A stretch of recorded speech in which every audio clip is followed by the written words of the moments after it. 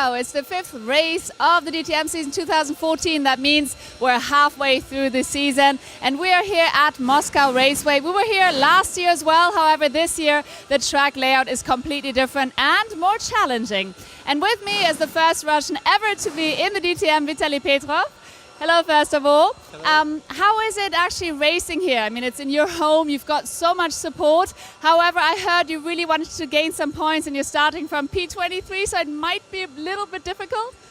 Yeah, of course it will be very difficult from where I'm starting. Of course, yesterday the results, it was not as we was expected, but it is like this anyway. So today it's another day, we try to do all the best, and of course, if you can see it, so many Russian flags there. I have a so big support. Thank you very much to my all big fans group and my family and friends, so they always follow me, you know, and yeah, but last time I was racing at my hometown was 2005, so it was quite long time ago. And actually, also, I was never been here before. I was been here just a taxi driver, but I never raced here before, so it was also quite new for me. The track was really difficult, a very interesting second and third sector, where we actually lose a lot of time. But anyway, yeah, today we try to do all the best. All the best, and do enjoy the race. And now Vitaly took us on a lap on Moscow Raceway.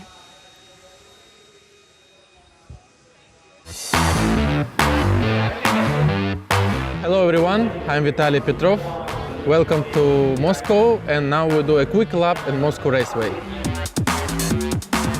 First of all, you need to do a good exit of the last corner and then main straight, go up to the top speed, 5th gear. Then first corner, 4th gear, touch the curb, touch the exit curb. Then 3rd gear, stay always inside. If otherwise you will lose the grip if you take 1 meter or left or right. Then very hard braking, 2nd gear corner, always lock in the front right. Then actually you must stay on 2nd gear all the time here, stay always inside and focus on the exit of the second left. Maximum speed, flat out, easy flat corner. Here you have time to drink some water. Then very light braking, 4th gear, very difficult corner, you don't see the apex. Then 2nd gear, try to touch inside the curb. Then same things, try to use entry curb. Light braking, always try to be inside, always lock in the front left. Use exit curb. Now it's important, left and right corner. Here it's maximum attack, and then you need to prepare for the long straight. And we need to do a perfect exit here, because you can lose or win time. Also, it will be very interesting during the race. With using the race, you can pass a lot of cars. So who buy the tickets on the last corner, you can see a lot of overtaking. So maximum speed, 6th gear, very hard braking to 2nd gear. Touch, no, this was too much curb. Actually, we use less, and yeah, and then you do a perfect exit. This was my quick lap in Moscow Raceway. Enjoy the race. And I'm here with Robert Wickens. Let's talk about your triumph at the Norris Ring, first of all. That was absolutely amazing. You basically flew across the water. It was your 2nd victory, but however, I believe that one was really special because you didn't celebrate by yourself. Yeah, for sure. I mean, the whole race was kind of a dream, to be honest. I mean, I didn't really know what to expect going into the weekend. You know, for sure we knew we were going to be competitive, but I don't think anyone in Mercedes knew we were going to put 5 cars in the top 6 in qualifying. And in the race, I mean, it was great. I mean, yeah, the fact that I had family there, made it extra special. But at the end of the day,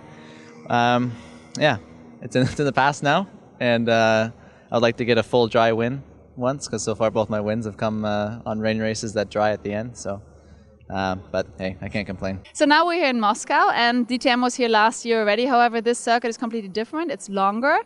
Today in the race, what can we expect from you, starting from P14 and Mercedes-Benz altogether? Yeah, I mean, hopefully I can just get a good start. I mean, I've had good starts in the past this year. I've actually only gained spots so far, so fingers crossed and knock on wood that I can do it again. But in Budapest, I was close to points, finished P11, and I started, I think, 16th there. So. If a good start and good strategy, some good lap times for sure. The goal is to try to get some points. But if I can score 8 points, 2 points, 4 points, whatever the case is, I think we would treat it like a win. Well, best of luck for the race today. Thank you. And go get a haircut. I'll try. Thanks. Okay, here is the starting grid. Welcome to Moscow. His first pole in his DTM career for Maxime Martin, with Bruno Spengler alongside. The second row of the grid is where you find Nico Müller, who's raced here in single-seaters, and last year's winner in the DTM, Mike Rockenfeller. To the next row we see Adrian Tombe and Augusto Farfus, P5 and P6. The top 8 on the grid rounded out by the championship leader, Marco Wittmann, and alongside him is Miguel Molina. Then we go back to see the all-orange car of Jamie Green, and Timo Glock is alongside him. Behind comes a disappointed Matthias Ekström, only 11th. He outqualified just teammate Edo Mortara. Then we see Antonio Felix da Costa, P13, and the first Mercedes to show with Robert Wickens in P14. Another Mercedes comes next, that of Daniel Junqueira, and then Joey Hand for BMW lines up 16th. Behind them is Timo Scheider then and Paul de Resta. More Mercedes come next, though. Disappointment in qualifying for Pascal Wehrlein, who is 19th, and 20th is Gary Paffett. Christian Vittoris, P21, Martin Tomczyk then, P22. And the grid completed with Vitaly Petrov. Well, let's hear from the pole man, Maxime Martin. He's with Verena. Yes, absolutely amazing. We are halfway through the season and Maxime got his first pole position. Congratulations, that really was a hot performance yesterday. How hot is the race going to be and how optimistic are you to actually end up on the podium this time? Yeah, I'm really optimistic. The qualifying was really good. The race is another story, it's really long, but I think I have the best place to start, so I'm really looking forward and see where we are. Best of luck, thank you very much, and back to you guys. So he did a fantastic job in qualifying yesterday. The quality and the talent in Maxime Martin, David, more than once, you've really pushed that to the top of our agenda, and yesterday he proved it. He's always been a star in GT racing as Maxime Martin. Now he comes to a category with a lot more aero, a lot more downforce, and it's taken him a little bit longer perhaps than he would have liked to adapt, but these are very intricate cars. He is there on pole position, the first ever Belgian to qualify on pole position for a DTM race. We've had a Belgian champion, Eric van der Poel, in 1987, but he never won a race. So we've never had a Belgian driver win a DTM race, and Maxime Martin could put himself in the history books today. He could very much do that. Man, disappointed with his qualifying performance that you alluded to when we went through the grid is Matthias Ekström, P11 for him. As we look at Timo Glock now, the Deutsche Post colours of the BMW, the ex-Formula One star, of course. Timo Glock is there in P10. And blistering sunshine here at the Moscow Raceway. A big, big crowd here to enjoy the DTM race this afternoon. I'm Dave Richardson. Alongside me is David Addison. And, well, everything is set for a superb race. Jamie Green, who really does need to try and work his way into the points. He starts 9th on the grid. Jamie's had some good races this year in terms of pace, but has really struggled to count those into decent points and decent race results.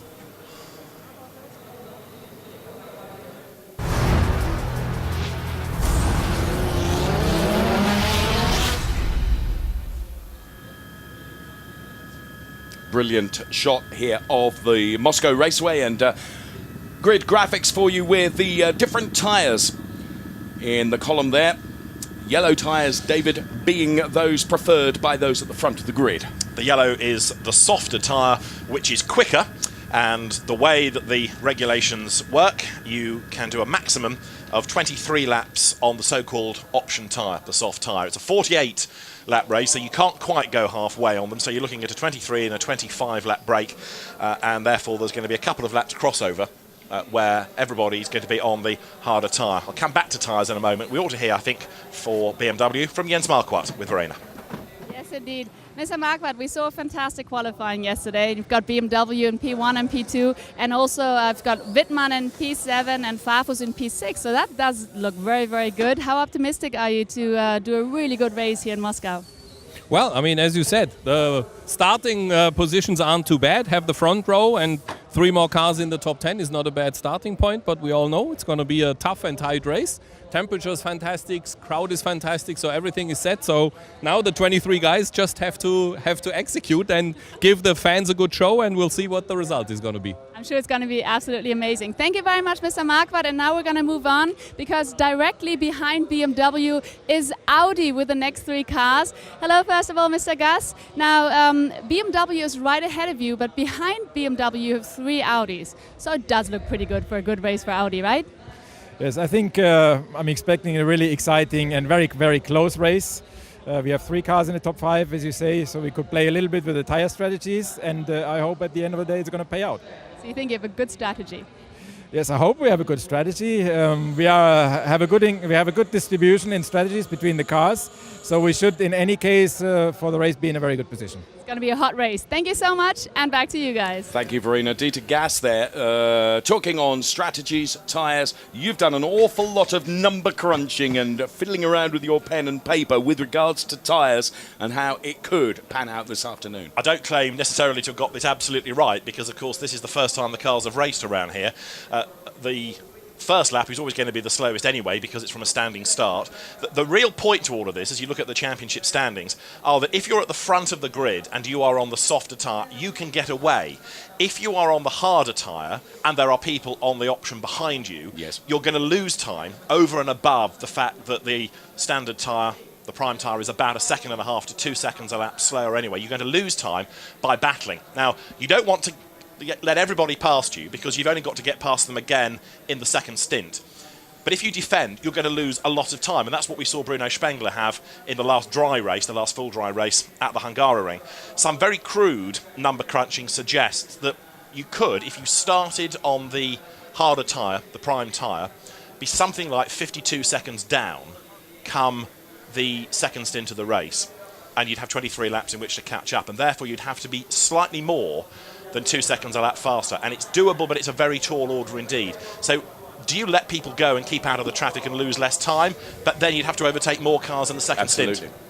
It's interesting what Dieter Gass was saying, though. He's got a mix of strategies across the cars, hasn't he? So we should make clear that, of course, we have been to the Moscow Raceway once before, but it is the first time that we're using this configuration of the circuit, which is 3.9 kilometres. And there is Maxime Martin, who got that 3.9 kilometre circuit absolutely nailed perfectly yesterday.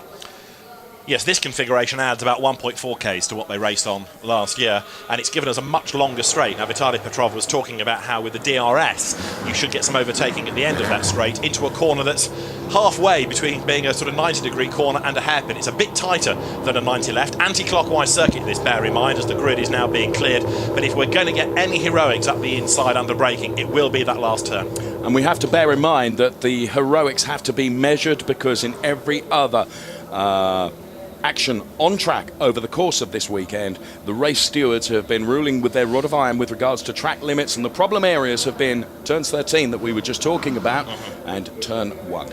And you'll see why when you have a look at the track on this formation lap, because both have runoff area. Turn 13, you carry all the speed into the corner. Turn 1 is a very fast corner anyway, and all those turns being monitored very closely by the officials with extra cameras. Yes, they're absolutely across every part of those 2 turns. As we look at Bruno Spengler there, P2 on the grid, the BMW bank car. And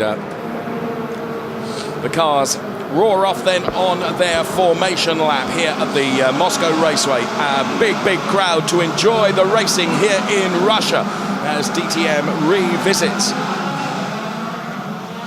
And the 3.9 kilometre circuit now ahead of them on this, their formation lap. Marco Wittmann, the championship leader, on 58 points. Edo Mortara on 39. Mike Rockenfeller right in the centre of your screen just then, of course, the champion from last year. Had a good time of it here in Moscow when last we were here exactly a year ago. And a new dad as well, Mike Rockenfeller. His new son, Phil, born just a few days ago. So a win would be a great present, I think, wouldn't it, for the family?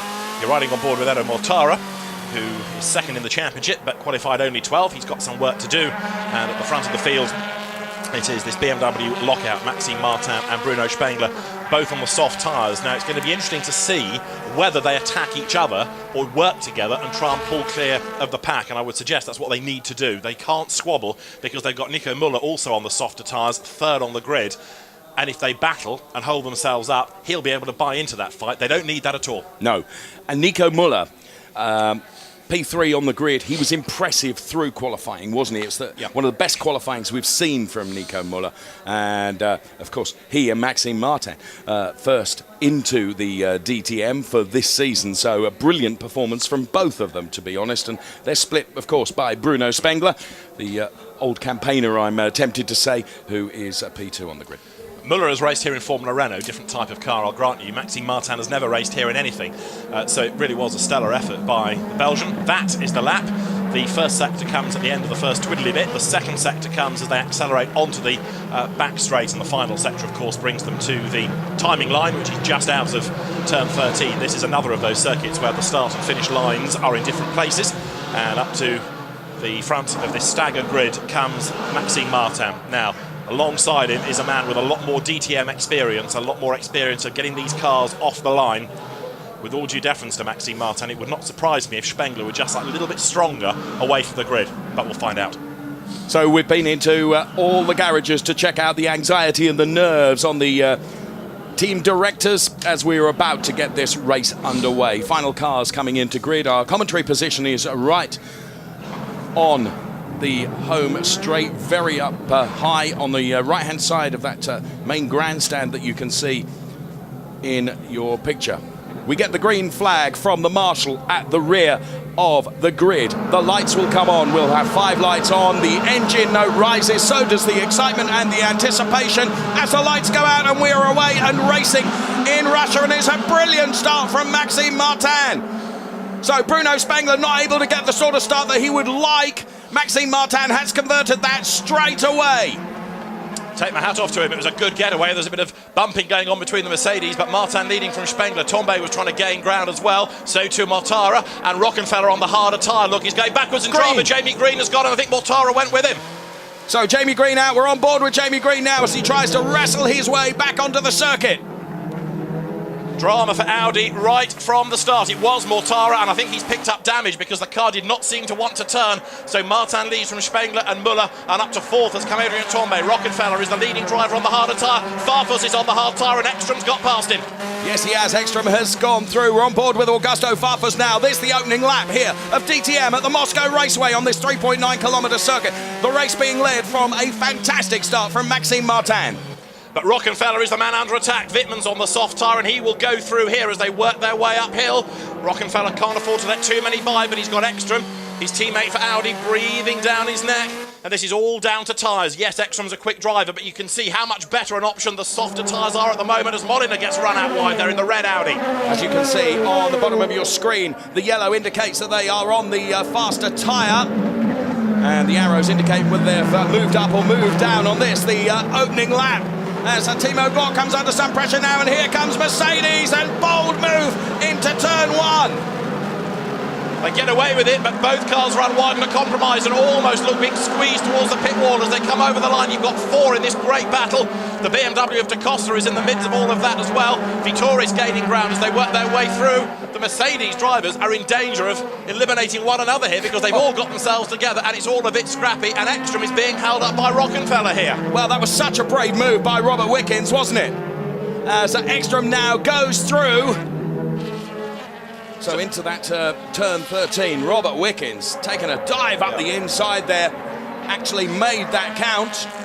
Have a look at Rockenfeller relative to Farfus because they're the top 2 on the harder tyre. Farfus is going to have to let Glock go. He's on the softs. But Farfus, his target in the race at the moment is nothing to do with these cars around him on the soft tyre. His target is one car but one up the road. It's the green and yellow Audi of Rockenfeller, also on the harder tyre. So there is Augusto Farfus then. His target being, as you've indicated, the Rockenfeller car as Danny Juncadella. We didn't see that live, did we? Did he fall or was he pushed? This was Mortara getting into the back of Jamie Green. He went for a gap but wasn't there, and those two made contact. This was Jamie's take on it. Suddenly the car gets loose with a bit of help. Round he goes. And he just kept it out of the gravel as the field streams past, so disaster for Jamie Green right from the off. Now, Maxime Martin led by 11 tenths at the end of lap 1. It's now 1.7 seconds. I just wondered whether Spengler was just backing off a little so that he defends from Muller and lets one BMW get away. But it's a bit early in the season maybe for Spengler to be a sacrificial lamb, but let's just monitor the pace of those two BMWs as the stint unwinds. Going into this, Bruno Spengler P10 in the points. So there is Rockenfeller, the champion here, had a great time on the Moscow Raceway exactly a year ago, and under investigation the incident between cars number 21 and 19. That, of course, well, it's Danny Juncadella and Jamie Green. So Martin leading. There is Christian Vittoris in the black and chrome Mercedes. Martin, Spengler, Muller, Tombe Wittmann, Ekstrom, Rockenfeller, Glock, Farfus and Vittoris, the top 10. Yeah, Christian Vittoris is on the soft tyre, and he's made very good progress, hasn't he? From the 11th row of the grid, he started 21st. Rockenfeller is defending from Glock, but he can't do it forever, nor can Farfus defend from Vittoris, because here you've got the prime against the option tyre, and as they come down the fast straight towards turn 13, Rockenfeller is under attack from Timo Glock, who should line up to have a go on the inside. He has a look. If he's late on the brakes, he's going to make the move. He does so, he commits, and Glock goes through now to put himself 7th. And as you can see, DRS has now been enabled by race control. So that giving the drivers the opportunity to dip that rear wing. And there is Vittoris on Augusto Farfus. This the battle for P9 then. The chrome and black Mercedes of Christian Vittoris and the all green Castrol Edge car of Augusto Farfus ahead. First flying lap, Maxime Martin compared to Mike Rockenfeller, 2.4 seconds faster. Now, again, Rockenfeller is trying to defend, so he's losing a little bit of time there, but generally, we're not far away from this 2 seconds a lap difference between the soft and the hard tyre. And the point I'm making about all of this, lap after lap, is that when you add all of that time lost over the first stint, it does give them a big ask in the second stint of the race. You're right, it is a big ask. First warning comes for Martin Tomczyk in car number 10 for failing to manage the track limits. See what comes of that. Farfus here is doing a good job of keeping Vittoris at bay. The trouble is he's losing time by being defensive. Well, whether Farfus is doing a good job, well, he is doing a brilliant job in terms of defence. Vittoris desperately needs to get past Farfus here. And this is the place now with DRS enabled. Is that going to give Vittoris enough? He should dive up the inside anytime now. There he goes, and he's going to be able to go through, isn't he? Doubtless Augusto Farfus will try, but he's never going to be quick enough to be able to do a switchback there. The danger is with the DRS, you brake so late, you run wide. Robert Wickens has gone wide, and Tomczyk is up alongside him. Wickens on the harder tyre, Tomczyk is on the soft, and Tomczyk gets the inside line, and he gets 11th place at turn 1. So on board with Robert Wickens in the back end of Tomczyk now. Pull away, there is Tomczyk, there's Robert Wickens, Antonio Felix da Costa behind. But here is our race leader who's doing a phenomenal job. Maxime Martin, 2.8 seconds over Bruno Spengler. And he's still nearly 2 seconds a lap quicker than his Mike Rockenfeller, so it's all adding up for him. And this is the beauty of being on pole and starting on the soft tyres. You just escape. Now, of course, if in the second stint there is a safety car and it bunches everybody up, then the advantage definitely swings to those who in the second stint of the race are on the softs. But this is the kind of circuit where a safety car is unlikely given how much runoff and how many perimeter and access points there are. Yes, that's absolutely something that following our track walk, we decided that the likelihood of a safety car was minimised, wasn't it? No further action is going to be taken regarding the incident between cars 21 and car number 19. That's Juncadella and Jamie Green. Now, Vittoris has got past Farfus and has pulled away. As we look at a replay of the start, Maxime Martin very good out of the blocks. A good effort made by Gary Paffett, look, as well, from lower down on the grid. He went for a gap up the inside in the blue and yellow Mercedes. They're up against the pit wall. He's currently running in 20th position, but Martin had the grip off the outside line from pole position and secured the lead going into the first corner. It was behind where it got a bit leery, wasn't it? The first one put out wide was Mortara, and it then sort of went from bad to worse for him. This was Wittmann's take on the start. He's on the outside, but the trouble is he can't really cut across and make a move against Farfus. He tries it at turn 2, and there it does work. So great to see that on board from Wittmann. We see it on board now from Robert Wickens on the back of Timo Glock. And he has to bail out of that. Now, this is Jamie Green going sideways. You can see the opposite lock being piled on there from Jamie's Audi. And he was the innocent party and all that. He got a tag from behind. And there it is, looking back from the BMW. You saw Mortara arriving a little bit too quickly, went for a gap but wasn't on. He couldn't slow down in time, tagged Jamie Green, and round they went. And this was how Audi saw it. Pretty disgruntled about that, as two cars are badly delayed. So there is the graphic on the left-hand side of your screen detailing who's done what after the start. Tombe up, Wittmann up, Ekstrom up, Glock up. Tombe done a fantastic job. Wittmann also done a great job, but Vitoris, an awesome job, up 12. And Martin Tomczyk up 11 places, Jamie Green down 12, but we know that largely that's because of the tag that he had with Mortara. Martin's lead now is 3.6 seconds. You're looking at the battle that's going on between Adrian Tombe and Marco Wittmann. This is for fourth place, Audi versus BMW. It's a genuine battle for position because they're both on the softer option tyre, and they've got Ekstrom on the soft buying into it, and he is doing a very good job working his way up the order as well. Yes, he is. Wittmann needs to get up the order, doesn't he? He comes into this race at Moscow with 58 points in the championship. Edo Mortara in P2. The more points that Marco Wittmann can bag, it's really, really important into this very, very successful season that Marco Wittmann is having.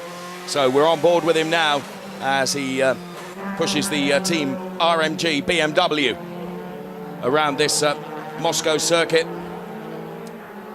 Into the left-hander now, just a little blip uphill before they turn right. Back on board with Wittmann. And that's where Wittmann really needs to be. Almost in the boot of Tombe as Jamie Green goes off. It goes from bad to worse for Jamie Green. And that's the end. He's parked it, and I wonder whether there's some damage incurred in that first tangle with Edo Mortara. It just looked, as the car pulled off, as though the rear wasn't quite right, as though maybe there's been a bit of damage there. It gets over the curb and all crabby. Now, whether he was over the curb because of earlier damage or that curb hopping caused the damage, not sure. But there you can see the rear suspension, it is slightly out. And whether that was the brakage or it had been weakened in the first lap tangle because it was on that corner, and it's hard to know. But you can see there, loose wheel, that's the end for Jamie Green. What a shame. Jamie Green then coming off the back of a great performance at the Norris Ring, has a torrid time of it here in Moscow.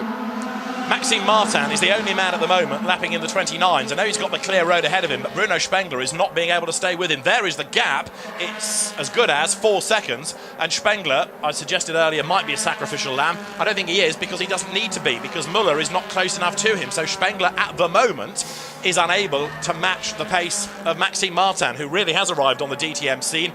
And if anybody thought Maxime who, well, now he's illustrating why he's been revered in GT terms for so many seasons. Okay, Christian Vitoris now behind Mike Rockenfeller. So and Rockenfeller, Dave, is still effectively your Class B leader. He's leading that race for those on the hard tyre. Now, what Christian Vitoris can ill afford to do is be hung up behind Rocky for as long as he was behind Farfus. If he needs to drive himself up the order. P9 at the moment for Christian Vitoris, P8 for Mike Rockenfeller, as you can see there on the graphics on screen.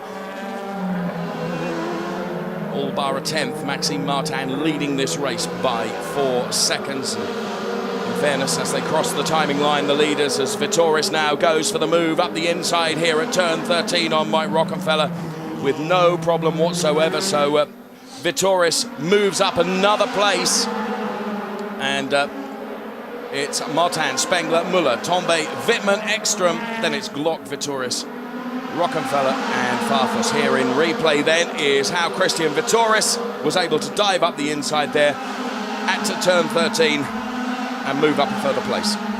Combination of the better tyre and the quicker tyre and the DRS all add together. More track limit issues. Nico Muller is now being reported to have failed to manage them at turn 1. He is running in 3rd place, but he's being hunted down by Adrian Tombe, who was quicker by 4/10 last time. So there they are, almost nose to tail, and of course Tombe is being spurred on by having Marco Wittmann behind him. So up front it is Maxime Martin from Bruno Spengler, BMW, but the fight for 3rd now is well and truly joined. It's this internecine fight between the Audis of Nico Muller and Adrian Tombe. Yes, and Nico Muller just appeared to run a little bit wide in one of the sections of that sweeping turn before they get to the right-hander that takes him onto this long uphill drag towards turn 13. A problem for Paul Di Resta, who is also bailing his car out of this race. There's Nico Müller, there's Adrian Tombe, there Marco Wittmann and Matthias Ekström. So that is well, that's the battle to watch at the moment, isn't it? So there's Müller going through, there's Tombe. Go back on board with Marco Wittmann then. Great shot there that we're able to bring you on lap 9 of 48 here at the Moscow Raceway. The closer Tombe has got to Müller, the more stuck he has become, and that's enabled Wittmann to close up. So yes. Then Tombe has to defend, and he drops back, but he's about to be given a free gift, as it were, because Matthias Ekström is about to get onto the back of Wittmann. So when Wittmann defends, Tombe can then have that pressure release. He can concentrate on attacking for third against Müller. Fair point you make. So there is Adrien Tombe. Oh. And that dust storm was Müller's, wasn't it? Yes, it was Müller's. And it's where Müller ran wide on the last lap, just caught him going out very, very wide there. And again, he goes certainly wider than Adrien Tombe. Now the right-hander, and Wittmann there, just ready to try and pounce, and more dust being kicked up from the AstroTurf to the outside of that curb. Would you agree that Müller is now looking a little bit untidy, because the pressure from Tombe is starting to tell, isn't it? And I just wonder how long it's going to be before Adrian makes his move. It could even come now. He has a look up the inside, a long look at turn 13. It doesn't come. Now, is this going to be a battle that is controlled from the pit wall, or is it going to be just down to the drivers? I can't answer that. It's an interesting one, isn't it? Yes. It's an interesting one. Müller for the Rosberg team, whereas Tombe is for the Abt team, and it looks now as though Müller is holding him up. This is Farfus being overtaken by Tomczyk, prime tyre versus option, plus the DRS, and Tomczyk just flies by.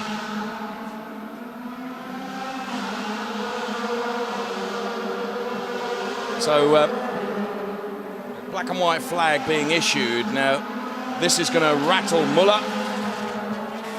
And Tombe has got past him.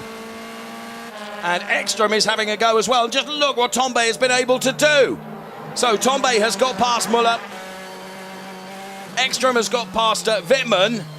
And there goes Ekström and Wittmann as well. Müller has just lost a whole handful of places. He's going to lose another one to Glock, and I wonder whether he's got a problem, because he's certainly losing pace as well as being untidy. He's run out wide, and Glock's going to charge up the inside heading into the next corner.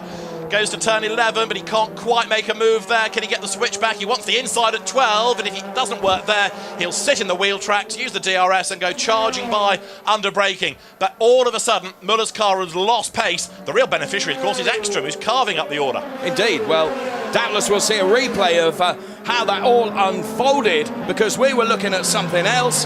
And Glock now just takes a look at the inside. He's not going to be able to do it, but Müller is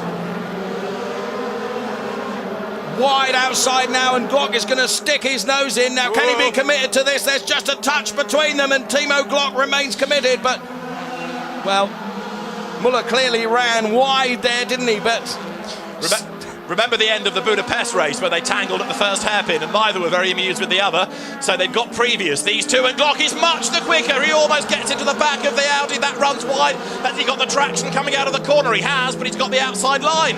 Müller is doing a pretty good job of defending, but eventually he's going to have to cede the place. Glock's up alongside him. He's on the wrong line, and so Müller hangs on. Fantastic. This is somebody who clearly now no longer has a car as quick as that he's defending from, but he's staying ahead. Doing a great job, isn't he? Is he ever? Against Timo Glock here. And you can see Glock has been, well, more than aggressive in one or two places. Just a little tap earlier on. But none of that has fazed Müller at the moment, as we stay with this battle between Nico Müller and Timo Glock. And look, Glock going every which way but loose. He's out on the curbs now, and that's not an orthodox overtaking place. He runs Müller out wide. It's the long straight heading towards turn 13. Can Müller use the DRS and fight back? He is going to open the DRS. The wing drops. Is he near enough? He hasn't got the natural car speed anyway, so he's always going to be doing this with one hand tied behind his back, and he can't get close enough to threaten Glock. There is something not right with that Audi. It's losing places, it's losing pace, but that was one heck of a lap. Whoa, what a lap that was. And you can see in replay here. Now that was where Glock put his nose up the inside there. Had no alternative but to run Muller right out onto the runoff area. Muller straight back at him though, to be fair. Half on the grass, David. Absolutely incredible stuff in DTM here at Moscow. He was not going to lift, was he, Nico Muller? There is the race leader, Maxime Martin, whose lap times have gone up a little bit as the tyres start to lose some of their edge. He's gone from the high 29s into the low 30s now. He's not lost much time, and he's lapping a fraction slower, but last time he was still half a second quicker than Bruno Spengler. Now, in real terms, he is currently 25.4 seconds ahead of Mike Rockenfeller. That's the man he's racing here as the leader of those on the harder tyre. And of course, that's what he needs to do, isn't it? It's get that margin as high as he possibly can. There, the gap between Martin and Bruno Spengler, then you can see on screen 5.5 seconds last time. Here is P3, Adrien Tombay.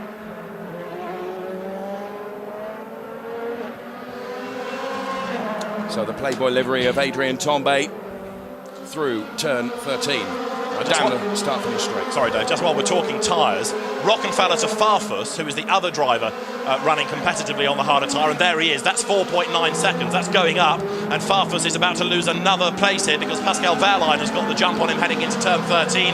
So Farfus is the second of those on the harder tyre, but effectively 5 seconds behind Rockenfeller. So after the pit stops, he's going to have been, I'm afraid, I would think, a long way down the order because those on the option tyre are still going to keep track position ahead. So Farfus here is still struggling. He's got a lot more time to make up than Rockenfeller has in that second stint.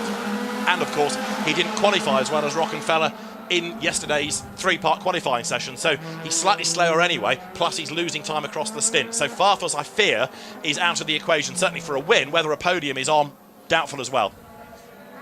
Well, we're looking at our race leader, Maxime Martin, and comparing to Mike Rockenfeller and, well, lap 13, 26.924. So your calculations from earlier, your number crunching, you're not an awful long way out, are you? Just to make you feel good. Thanks. If it's anything over 52 seconds between the leader and the leader of the prime tyre class, as it were, then that's a very big deficit to make up in the remaining time. It's doable if it's a clear road. The trouble is it won't be because they'll have to work their way through traffic, and that's when it becomes very difficult indeed. Now here, Mike Rockenfeller is about to lose a little bit of time because he's got Tomczyk behind him. So what does he do? Does he let him go, bearing in mind that's a car he'd have to overtake later, or does he try and defend and therefore lose a little bit of time against the race leader, Maxime Martin, in real terms? Let's find out. They come across the line, separated them by 1/5 of a second. Well, as you say, if he lets him go, it's another car he's going to have to get past in the second stint, isn't it? Yeah. So, you know, it's going to make life more difficult for him. So Mike Rockenfeller, then the champion, defending against Tomczyk. P9, P10 on the track at the moment.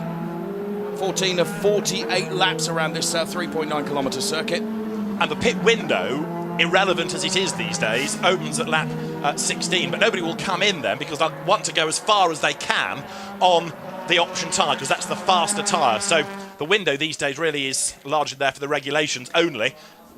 This is the replay of Tombay getting past Muller, and Muller, I think, let him go. What he couldn't do was cut across and defend from Wittmann in time. Now that's what we didn't see live, and great to see that in replay. Thank you. And, well, he was trying hard against Wittmann, and that was where Ekstrom went through as well.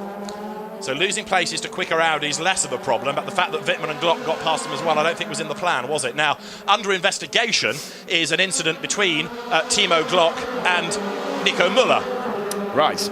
We saw them getting quite leery coming out of turn 12, and the stewards are going to have a look as there, down to the last corner, Nico Muller's woes continue because he's now lost another place. Christian Vitoris goes ahead, and also you've just seen Tomczyk running ahead of Rockenfeller. So constantly changing here.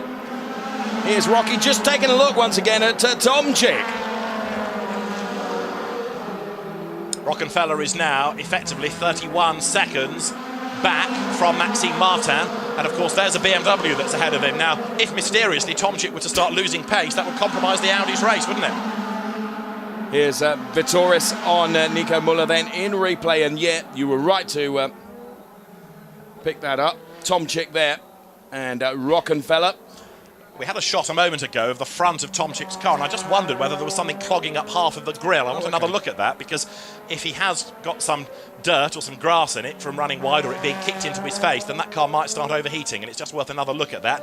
That's Bruno Spengler, who is in second spot, coming out of turn 12. You can see behind him the leading Audi of Adrian Tombe, but Ekstrom is the real gun at the moment, isn't he? Up to 4th place from 11th on the grid. So there is Timo Glock and Marco Wittmann. Two BMWs together there, the Ice Watch livery of Marco Wittmann we're on board with, and Timo Glock very nearly getting right into the back of Marco Wittmann and dives up the inside. So Timo Glock now will move up to P5.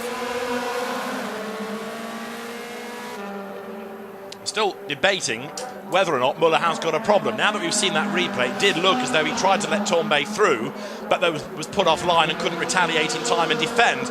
But he's losing more places. And in fact, as I say that, he comes down the pit lane, and this is a very early stop. That is a very early stop. He was on the soft tyre. He goes onto the hards. That's a very long stint, but at least it gets him out of traffic. Maybe those soft tyres were deteriorating anyway because of earlier abuse. And also what we should consider is the track temperature here. I mean, it's really hot here in Moscow, isn't it? Yeah. So is that going to set a trend now? And therefore, are the harder tyres going to be the way to go because they've got better durability and longer life, better longevity? Let's see if anybody else bails for the pit lane this time, because up front, Martin Spengler, Tombe Ekstrom, Glock, Wittmann, Vitoris, Tomczyk, the top 8 now, all on the soft tyres. Müller, of course, has been doing quite a bit of battling, so that might be why his aren't in the best of states. Might be that there's a problem, he might have picked up some debris onto a tyre, might have a little flat spot or a ball of rubber perhaps that he's run over and creating a vibration. Lots of reasons why he might have wanted to bail.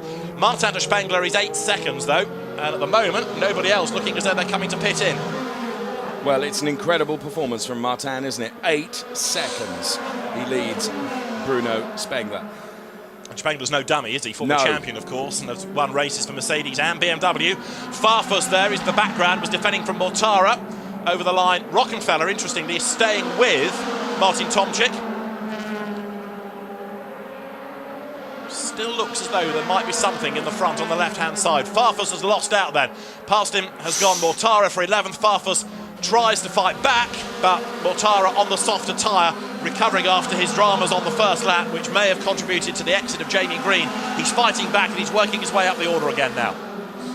So here we can see in replay Antonio Felix da Costa getting together there with Robert Wickens. Yeah, Wickens gave him the chop, and then up the inside, look, goes Miguel Molina, gets past the pair of them. And this is Mortara's move against Farfus on the outside, heading down to turn 13. Brakes as late as he possibly can. Gives Farfus racing room, and he's got the drive out of the corner. There is the race leader, Maxime Martin. In second place, Bruno Spengler.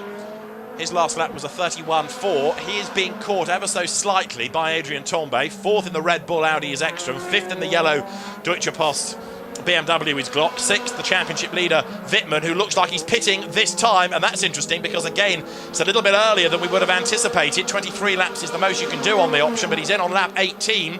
That could be an inspired move. Well, we'll see if that strategy plays out, won't we? I said 18, lap 19 I mean. He's done 18 on his 19th lap now. He comes in.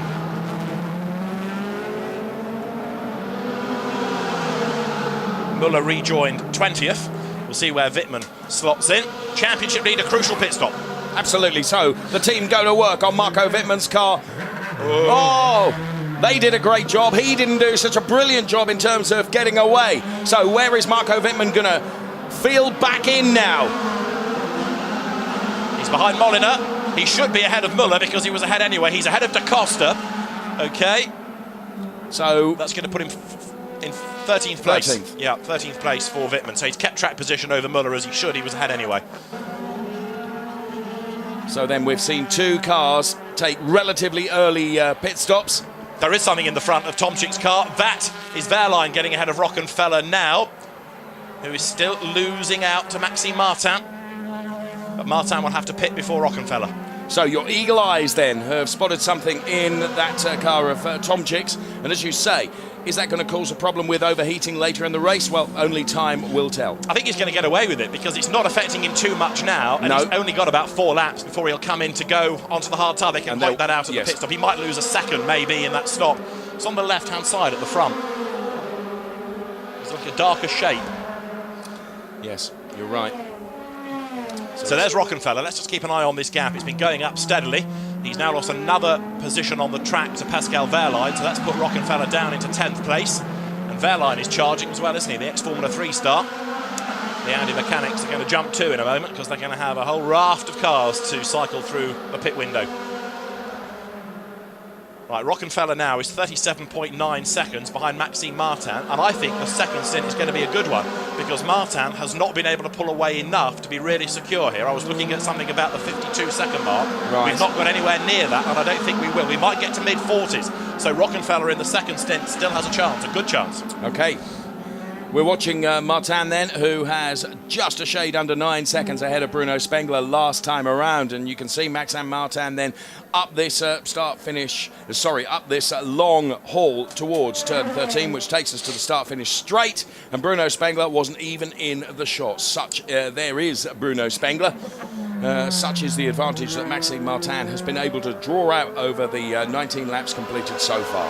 The gap Spengler to Tombe, second to third, is a rather elasticated one as well. Some laps Adrian Tombe is quicker, and then Spengler's able to retaliate as Hand and Scheider go through. Paffett trying to defend now from Muller, who has put himself onto the prime tyre, but they're fresher prime tyres. Gary Paffett is on an older set of primes.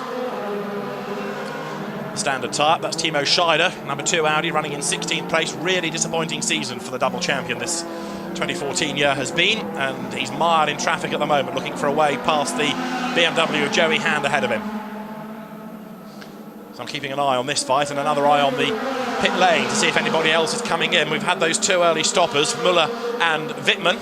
We need to look at a Wittmann flying lap on this lap as well and see how he is stacking up relative to, for example, Rockenfeller, who is now, look, stuck in traffic. He's behind Wehrlein, but he's behind 2 soft-tyred cars and he's caught back up, which does suggest the softs are losing their benefit. And I wonder whether that is a mix of the aggression and the pressure that they are being put through in terms of what we're doing. And there for the first time, we saw really clearly the debris on the right-hand side as you look at it of this BMW of Martin Tomčik. There it is. I think it's just some grass or some leaves, I hope anyway, something more sinister than that as the cars work their way then through this infield section. And Wehrlein is the man on a bit of a mission here, isn't he, now, to try and get 7th place away from the BMW driver. Dropping away is Rockenfeller, behind him 10th now is Mortara. And where's the best pit stopper? Wittmann, 13th. And he's not yet lapping as quickly as Martin, but he's not far away because Wittmann on the harder tyre did a 31.1 and Martin last time did a 31.0. So the edge is going away from those tyres. And I wonder if it is the way that they have been treated over the first stint of this race, and also the track temperature here, because it is very hot in Moscow. So there is Tomčik and Wehrlein. And this is going to be a real battle around here. There's a bit of nerfing and nudging between the two. Some dust kicked up there, and they're still side by side. Wehrlein is the quicker, he's the stronger, and he's gone around the outside at turn 1. Brave stuff. Tomčik was a bit robust in his defence, and Mike Rockenfeller has bought back into this, but Wehrlein now has got the jump, and it all started here at turn 13. Now, Wehrlein was absolutely, totally committed, wasn't he? Yeah. And he stayed with that commitment too. And that's where the first bit of panel rubbing came between the two of them, as Wehrlein was effectively pushed off there. But he kept his foot in and was not going to be put off. Well, that's the Audi view on a battle that didn't really concern them. That was good for Ernst Moser, looking at what was going on between BMW and Mercedes. Edo Mortara, in the meantime, has recovered pretty well from his dramas on the first lap, but of course it could have been oh so much better, and now he's hunting down Mike Rockenfeller, who is still leading. Don't forget that division of those on the harder tyre. Timo Glock versus Ekstrom. Ekstrom pits now at the end of his 22nd lap. So from P4 for Matthias Ekstrom into the pits he comes. Be looking for a great stop from the team for Matthias Ekstrom. The winner, of course, a week ago in the World Rallycross Championship for his own team, which only started at the beginning of this year. Perfect stop, 3.2 seconds.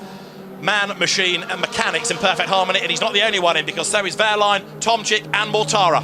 A whole queue of cars, as predicted, coming in right now. There's Mortara. Now there is Matthias Ekstrom, who is ahead of Farfus, and therefore he stays ahead of Marco Wittmann. He has retained track position, and we've got a very slow Timo Scheider coming over the timing line. You'll see it in a moment, I'm sure, but that car may stop on the pit straight, and if it does, then that could be a whole different ball game, because it might need extricating from the tarmac. There it is. Timo Scheider has stopped up against the pit wall. It's offline, but this gives the race director now a very tough decision. That's a problem, isn't it? We were saying here that there are not many places where we would think a safety car would be needed, but potentially there it is. Smoke coming out the front of that car. Leader is in as well. Maxime Martin is coming in at the end of lap 23. Which is the furthest you can go on the option tyre. In he comes then. Maxime Martin is in. And so now we need to see not only what the race director does about that stranded car, but also how this pit stop is. Spengler comes in as well, and all those on the softs will come pouring down the pit lane now. So from our vantage point here, the Timo Scheider car is still up against the pit wall. It's not somewhere they can extricate. They're opening the gates. But of course, whilst the pit lane is so very busy, they can't get the car. Safety car. We go safety car, and now this throws everything up into the air, doesn't it? Those that have just gone from the hard onto the soft have a very good chance, because all the gaps disappear. So there, Christian Vittoris comes in, but the safety car is deployed. And of course, if you're not in the pits, then you shouldn't be making the pit stop if the safety car is on track. So the pit window is going to be extended because of this safety car period. So I'll give the order at the end of this lap, but this now throws everything up into the air. The safety car has collected Bruno Spengler, and I don't think it wanted to. I think it wanted Maxime Martin, so that's going to take a little bit of sorting out as well. So whilst all that was going on, and we looked there at the pit perch and the radio traffic going on, basically the marshals were out on track. As soon as the safety car had been deployed, a gate has been opened in the pit lane to push the Timo Scheider car through, but inevitably they couldn't do that whilst there were so many cars in the pit lane at that point, as we look at Mike Rockenfeller here, and therefore safety car had to be deployed. The safety car is currently at turn 10, and Maxime Martin is about to come into turn 13. So this is going to take an awful lot of sorting out. Really, I think what the safety car will have to do is let everybody go and then wait to catch up, or wait to have Maxime Martin catch it. Well, we'll see if that happens. Now, there is the gate that has been opened that I've been talking about, right in the middle of the start-finish straight here, and they get the stricken Scheider car, which had smoke coming from one of the coolers at the front. Now, they were out, the marshals out, just as soon as the safety car was deployed. The car was parked up, and there is, well, Timo Scheider, what an awful season he is having. Clearly a problem with the Timo Scheider car, and he inevitably had to park it where he had to park it. But what it has done, David, is really thrown the dice. Absolutely so. Marco Wittmann is going to become the best place of those on the hard tyres as we look at this replay of Robert Wickens being muscled aside by Scheider. Well, and the thing is that Scheider lost. We saw in that replay that Scheider lost. Thought looked like one of the fins, but perhaps it was more than that. If we look at Scheider's car now, there is Timo Scheider. But whatever, it caused Scheider a problem, which meant the car was no more. So safety car still out, and where are we at in terms of that safety car and Maxime Martin? Safety car is letting them go past. Right. There it is, look. The lights flash to say you can go through, and it will back off and collect Maxime Martin. Now, while the safety car has been out, nobody else has been able to make their pit stops. So Mike Rockenfeller has yet to take his.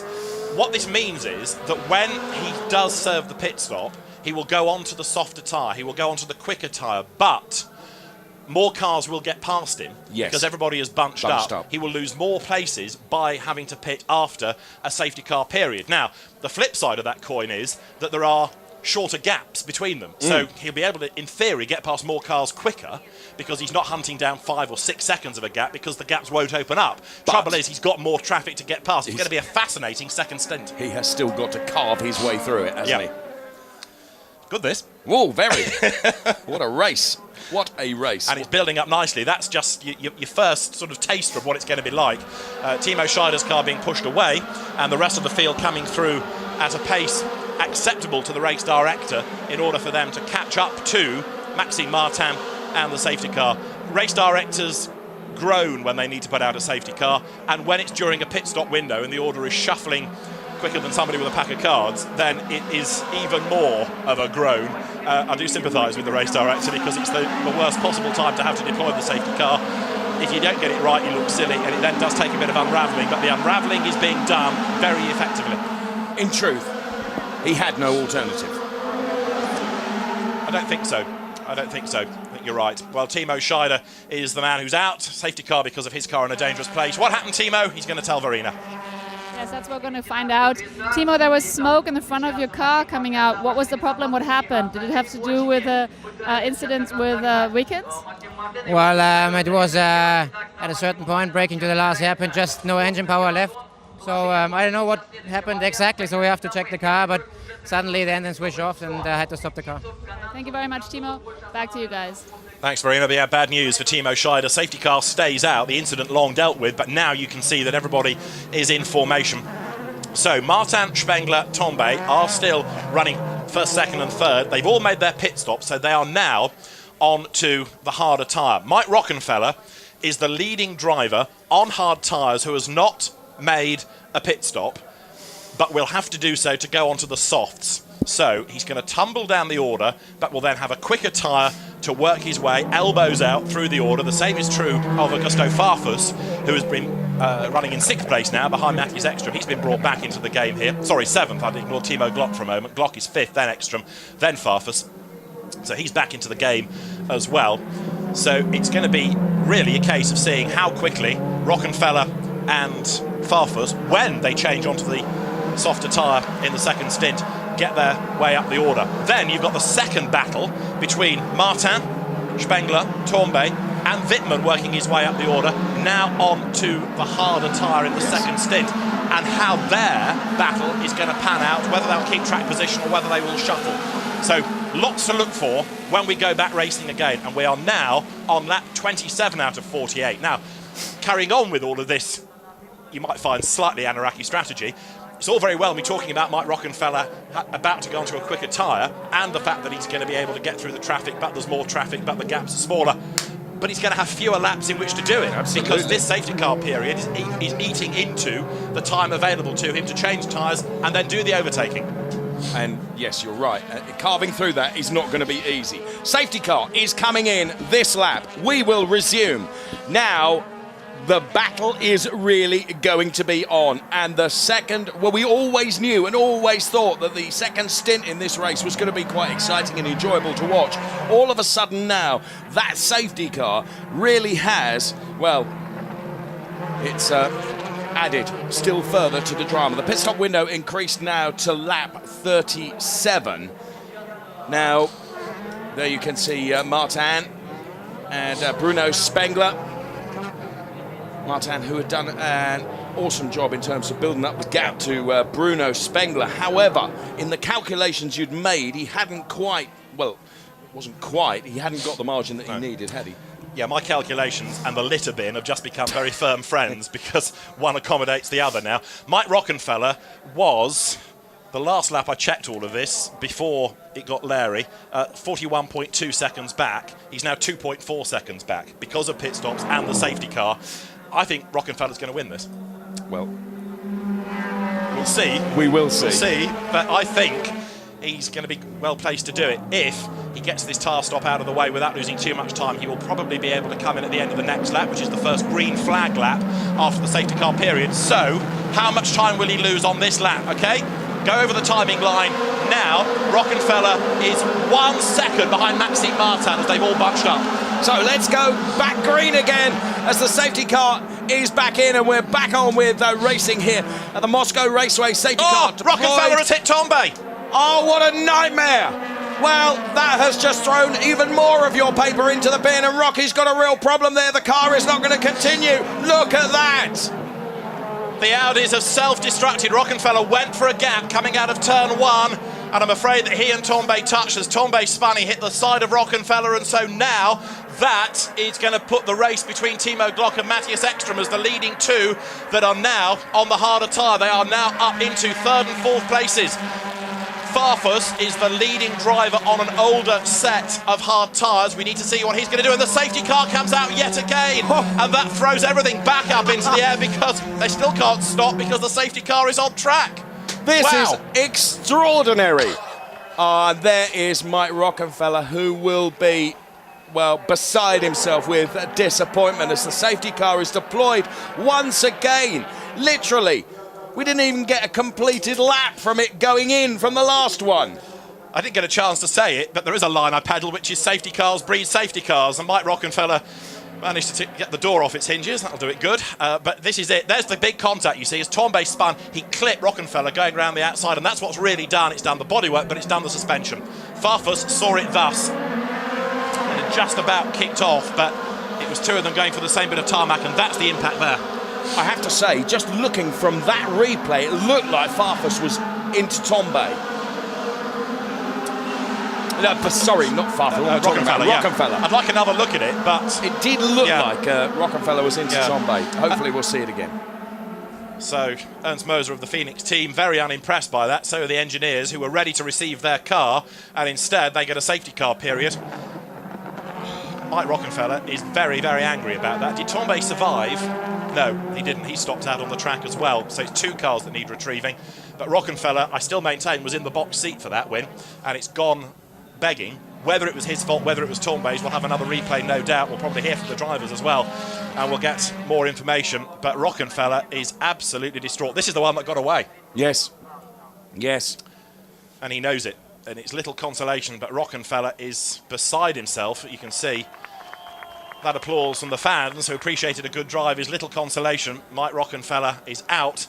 The winner here last year, I'm afraid, ends up with a damaged car, and he'll go and have a word with Adrian Tombe as well. We'll have another look at it, no doubt, in a few moments' time and try and piece together who did what to which and to whom. But it did look a little bit as though Rockenfeller might have been a bit ambitious.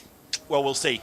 It was hard to tell in the pack, and that onboard from Farfus was a little bit non-committal as well. May I say, I wonder whether that's why he's looking so despondent, because he knows it was his fault. Very possibly. Very possibly. It is only a guess on our part at the moment, but certainly from the replay element that I saw.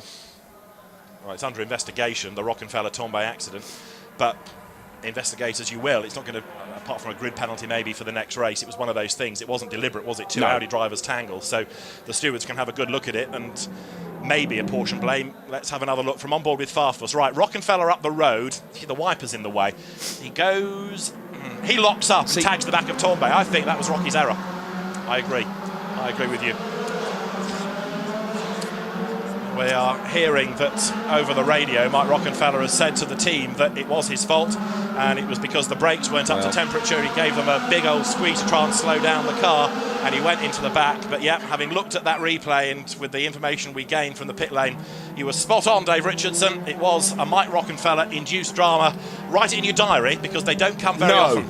And that's why he is so, and he'll really be feeling for Tombe as well. Yeah. Because, you know, he's not only mucked up his own chances, but also those of Tombe too. Okay. And different teams, but it's the Audi of brand. Course. It's the Audi brand. And so, you know, he will have some explaining to do back at base to the hierarchy as well. Now, talking of explaining, Verena is down there with Ernst Moser.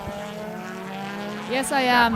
What a catastrophe we just saw between Tombe and Rocky. What was the problem? Were Rocky's suspensions not warm enough, or what exactly was the problem? How do you explain it? I don't know why he had an accident for the restart. I think he wasn't really concentrated because he was for the safety car and at the pit stops. He always asked what happened, where we are, and I think this was the main reason. I think the tire was warm, so we will see what happened after. Yeah, it was working out really, really well for Rocky. After all, he won here last year, and we just saw him lying on the floor, absolutely devastated. I guess that is absolutely understandable. Yeah, the first half of the race was really good. We are really in the pace, and the strategy looks fine. And I think if we can do the second half with option tire, we are really in a really good position on the podium. So that's it now. We have 0 points, and let's see what happens in the next race.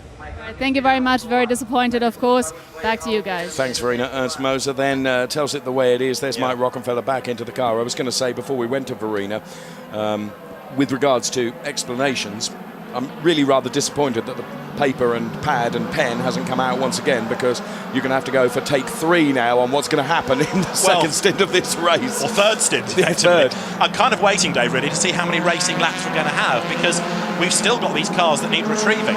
And the last thought I had, I haven't committed this yet to numbers, but we were seeing people pitting early on the option tyre because it was a tyre losing its edge. We're going to get to a situation where we have got less than 18 laps of racing.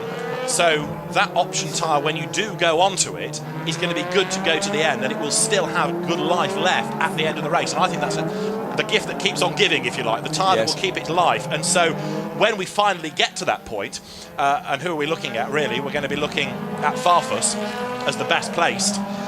Let's see what he can do. He's going to end up with a lot of traffic to get past, and admittedly, he didn't have the quickest car in qualifying. He lined up 6th on the grid, but his progress is going to be very, very interesting indeed, especially given that the tyre should, despite the heat, have the right number of laps left to help him get to the end. Well, we will see as the drama plays out here at Moscow Raceway. It is DTM, halfway stage of the racing season. Mike Rockenfeller, of course, looking very, very good, and he was P4 in the points going into this halfway stage here at the Moscow Raceway, and as we've heard from Ernst Moser and Verena, and also for our own communications here in comms as well, Mike has held his hands up and said, all down to me. Guilty as charged, and as I say, it doesn't happen very often, but if the brake pedal wasn't pumped and therefore there wasn't as much pressure there as he thought, and he locked up and just clipped the back of Adrian Tombe, that wouldn't have been a massive drama. It was the spin and the fact that Tombe came back and clobbered Mike Rockenfeller that was the problem. We're going to have at least one more lap behind the safety car. Just looking out of the window to see how the recovery operation is going on. Can't see the cars anymore from our natural view rather than the pictures, so I think we're getting there.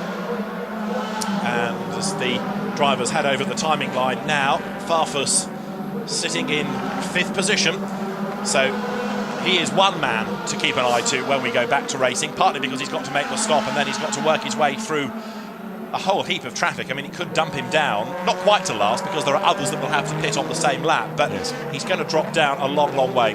Well, let's hear Adrian Tombe's take on life. He is with Verena. Yeah, and he looks absolutely devastated, of course. The race ended for you. Rocky hit your car. It certainly wasn't your fault. Nothing you could do. I guess you're absolutely devastated. Yeah, I mean, it's again an opportunity that we miss. It starts to be a bit of a pity because we are always in the front and always battling for top places, and actually starts to be a bit too much. But this time, I mean, it's human mistake, and I will speak with Rocky after.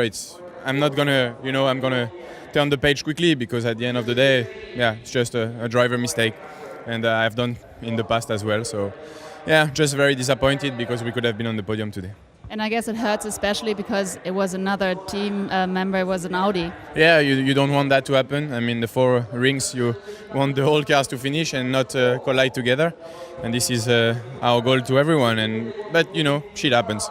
Shit happens. Thank you very much. Back to you guys. Well, apologies for that, but you can understand how Adrian Tombe feels. But what I will say is it's a measure of both Adrian Tombe and Mike Rockenfeller, isn't it, in terms of their attitude straight after?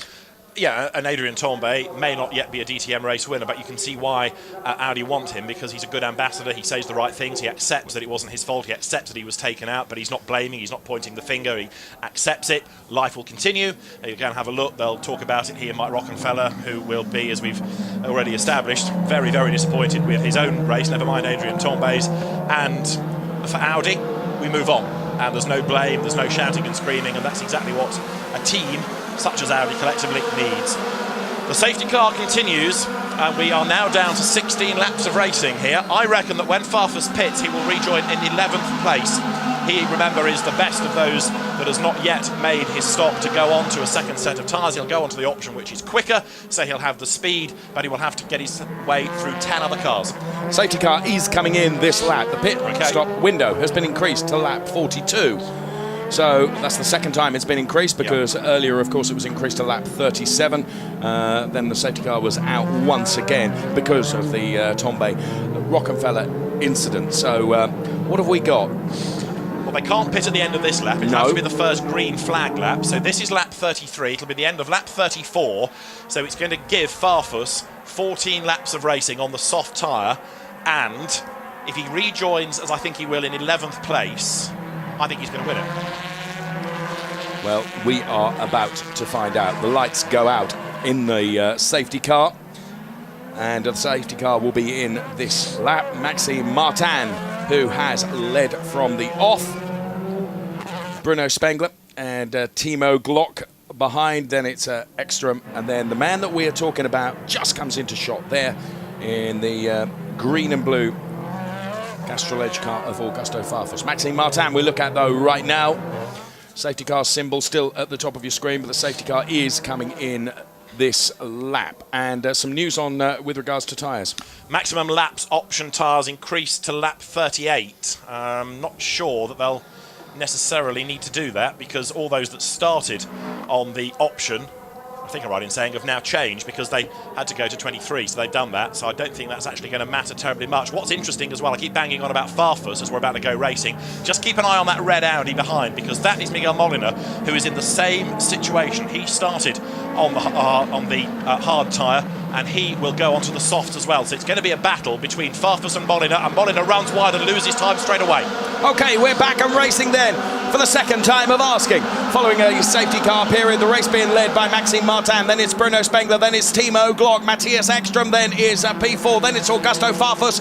Molina then is behind him with Marco Wittmann, the championship leader, going into this Moscow race in P7. Spengler defending from Glock.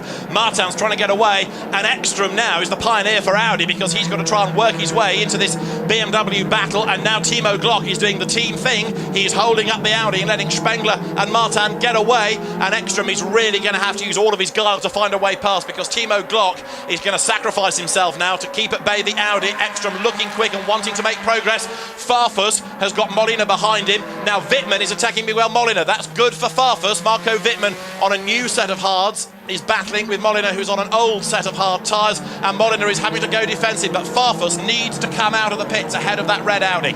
Well, we will see if at the end of this green lap they would be allowed to pit.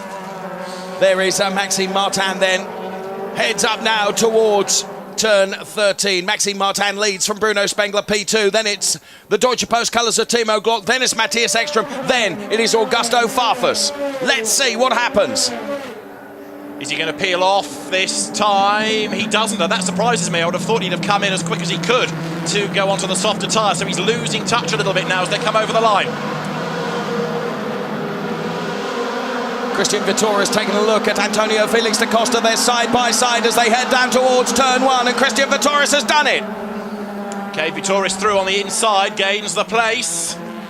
And there is the rejuvenated Nico Müller now on the back of the Red Bull BMW as well. Martin is 7/10 up on Spengler. Müller to the inside of da Costa, but the BMW hangs onto the place. So Christian Vittori has gone through. You can see there Antonio Felix da Costa. There is Christian Vittori. So Antonio Felix da Costa with Nico Müller right behind Here, though, is our race leader, Maxime Martin. P1, P2, Bruno Spengler. P3 is Timo Glock.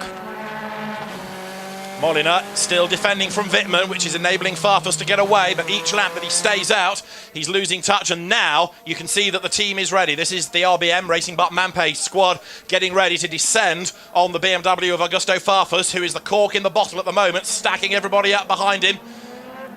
So he should come in this time, one would have thought. The team ready. Miguel Molina's mechanics are ready for him as well. So here they come.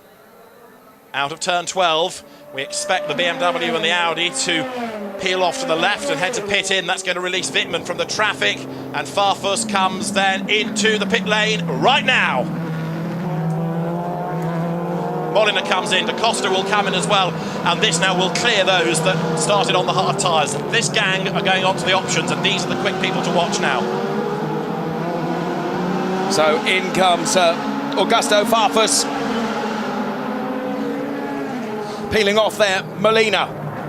You've got Farfus, Molina, Da Costa, Wickens, and there's Juncadella into the pit lane, and these are the 5 you can anticipate to make some progress now in the remaining laps of the race. But is there enough time, as Molina is going to get not quite ahead of Farfus. Farfus keeps track position. That's absolutely crucial to him. And that was a close run thing, wasn't it? It was rather. Okay, so there's going to be a lot of empty track space between them. Them being Farfus there, who has just changed onto the softs, and Maxime Martin, the race leader. So let's have a look this time around and see what the gap is going to be and whether there's enough time left for Farfus to do it. So we go on board with Augusto Farfus as he absolutely pounds this car around the 3.9 kilometre Moscow Raceway here. Pit stop done at long last following 2 safety car periods. There is our race leader, Maxime Martin, who has opened up a gap of 1.2 seconds over P2, Bruno Spengler. Then it is Timo Glock in P3, then Matthias Ekstrom P4 before we get back to the championship leader. There he is, Marco Wittmann P5. And others now, Joey Hand, Gary Paffett, and there's going to be one other that needs to make a stop as well, come in this time, so that makes life a little bit easier for Farfus. Vitaly Petrov, yes, we hardly mentioned him in the race, the hometown hero, that Petrov now makes the stop. Molina has just done the best of anybody in the middle sector now that he's gone onto the softer tyre. He's got the pace, Paffett is in then, as you can see, so it's going to be at the end of this lap, we need to look at the gap between Maxime Martin, who has gone through, and Augusto Farfus, who goes through. It's 27.9 seconds. 27.9 seconds. You keep talking, my calculator is about to make an appearance. As we see Vitaly Petrov then leave the pit lane, he the last of those to dive in. There's home race here at the Moscow Raceway. Vitaly Petrov screams out of the pit lane. There is our race leader, Maxime Martin. Bruno Spengler, P2. Glock is P3, then the hard-charging Matthias Ekstrom is P4 with the championship leader Marco Wittmann back some distance in P5. So, 1.8 seconds last time around Martin had over Bruno Spengler, who we see there. In turn, a full second back before we get to Timo Glock in P3. Into turn 13 they go. DRS enabled, and there is the charging now on the yellow-tired Augusto Farfus and Miguel Molina. Can they do it? Okay, Farfus needs to be lapping at least 2.4 seconds a lap quicker than Maxime Martin, and that doesn't even allow for traffic. It's going to be tight, this. It's going to be very, very tight indeed. But he might be helped by other battles going on around him. Martin is still looking strong as Muller sorts out Vitoris there. That is a battle for 6th place, and Nico Muller goes ahead. Audi goes ahead of Mercedes. Now Farfus was 27.9 seconds back already. He's brought the gap down to 25.7, so he's having a good go at this, and it's going okay for him, but it all depends how fast he can get through the traffic.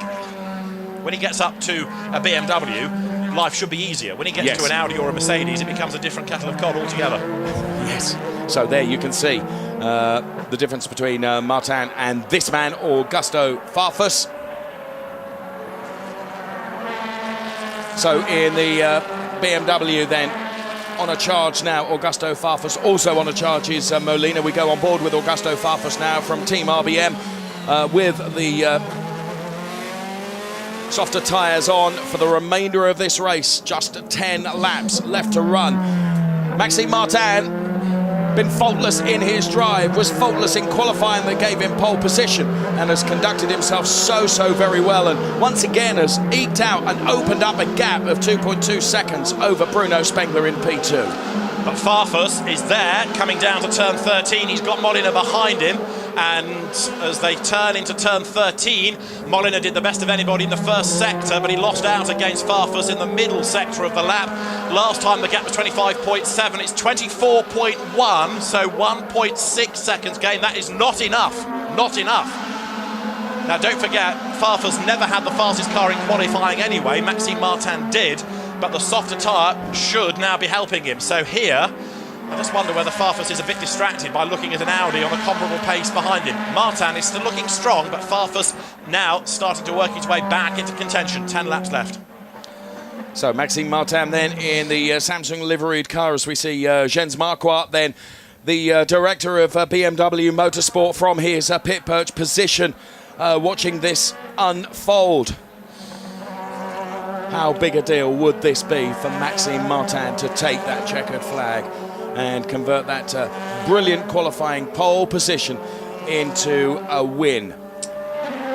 We talk about Farfus having to think about Miguel Molina behind him. Behind Molina is Antonio Felix da Costa, who has done exactly the same thing, started on the hards, now on the softs. If he starts battling with the Audi, that's going to help Farfus. It'll take some of the pressure off. The leader has gone by. 39 laps are in the book. Martin is leading Spengler by 2.4 seconds. Glock third, Ekstrom fourth, and fading a bit. He's not able, is he now, to stay with Timo Glock as they work their way out of turn 1 up to turn 2. Farfus is about to come up towards the timing line. His next target is going to be Martin Tomczyk, and Farfus, where is he? Where is he? Where is he? Goes over the timing line now, 22 seconds. He's taken 2.1 seconds out on that lap. That is more like it, but it's still not quite enough. Especially as he's got Molina riding shotgun. Yes. And Da Costa is not near enough, actually, to start to attack the Audi and therefore relieve Farfus of the pressure. So this is not helping Augusto Farfus one little bit. He's really got to storm on now. He out-qualified Molina, but Molina's race pace on these soft tyres is comparable. There is Augusto Farfus then with so much work to do between now and the end of this race, which is just 9 laps away. A race that has delivered so much drama. 2 safety cars. Never would we have even bet on a safety car appearing, let alone 2, barely 1 lap apart. There is our race leader, Maxime Martin. Last time around, he'd opened up the gap to 2.4 seconds over Bruno Spengler. And you can see Bruno Spengler there, but this is our race leader, Maxime Martin. Super successful GT racer into DTM, crosses the timing line now, as does Bruno Spengler. And it's another 5/10 that he's able to add to that margin between himself and Bruno Spengler. A replay here of the fast pit stops. Martin Tomczyk's being the fastest. That time is pit in to pit out, as well as the stop itself. And Farfus has gone across the line. The gap is down to 20.3, so he has now taken a further 1.7 seconds out, but it's not enough. I think I said it had to be 2.4 or more. It's a good effort, this, but he's still not doing the reduction of the gap by the big chunks that he needs, and of course he's still yet to really get involved in the traffic. So as we look at the fastest pit stops, then the table that was up on your screen on the left-hand side, teams work incredibly hard. They train, they practice this, and we see them practicing in the pit lane on a DTM weekend. It is really taken so very seriously, and of course it's an integral part of the driver and what he's able to achieve. Now we've got the race leader Maxime Martin coming down towards turn 13. A DTM race has a maximum time of 70 minutes, and we've got 7.5 of those 70 minutes remaining, and that means that it's not going to go to 48 laps, as there, Tomczyk has been passed by Farfus and is now defending from Molina. That's good news. That allows Farfus to escape, but there is now not enough time left in the race for Farfus to go for the win. It's going to go to time. Molina is ahead of Tomczyk now. It's going to go to time, not laps. And so that, although Farfus is gaining places, is going to give Maxime Martin his first DTM win. Well, very soon the lap counter at the top of your screen will change, because we have 7 minutes remaining in this race. Just 7 minutes to remain. Here is the replay. Then Augusto Farfus with very little problem getting past Tomczyk there. I mean, that's partly because it's a BMW passing a BMW, but really it shows the difference between the soft and the hard tyre, and the soft tyre working better, and he had the drive out of the corner and through he went. So Augusto Farfus now is into 10th place, and the next target is 4 seconds up the road, in fact, Edo Mortara. So he's got some work to do, and ultimately the clock is going to defeat him. Yes, less than 6.5 minutes left to run in this race, which could be history-making, couldn't it? This DTM event at the Moscow Raceway. Second time that the DTM has been to this track in Russia, this time using the longer 3.9 kilometer version of this superb circuit here in the sunshine. Maxime Martin, our leader, with a 3.6 margin over Bruno Spengler, we see there in second place. Then it is Timo Glock, then Matthias Ekström.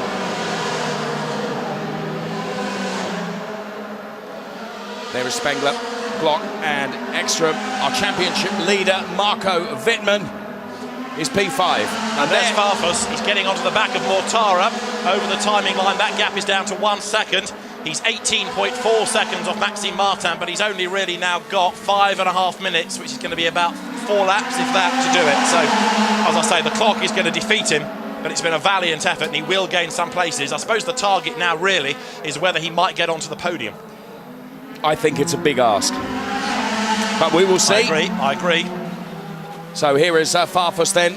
He is the man that is absolutely on the charge, but as you've said, the clock is most likely going to defeat and certainly suppress what he can achieve. And there you can see at the top of your screen, it's changed from laps down to less than 5 minutes to run in this race. And now, of course, you see the other problem, which is working through non-BMW traffic, and Mortara is doing what he has to do, which is defend his 9th place perfectly fairly. Farfus should get past him on the run down to turn 13, but because Mortara has stacked up Farfus, that's brought Molina back into the game as well. So Farfus here is trying to attack and defend at the same time. This is now a very difficult situation for him. Okay, so this is where it's going to happen then, the run up to turn 13. We're on board with Augusto Farfus.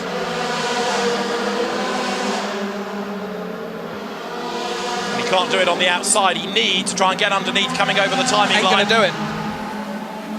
He's got to do it at turn 1. He should have the drive out of the corner, and if he can make the move on the inside for the first corner, he thinks about it, but no, not able to have a go there.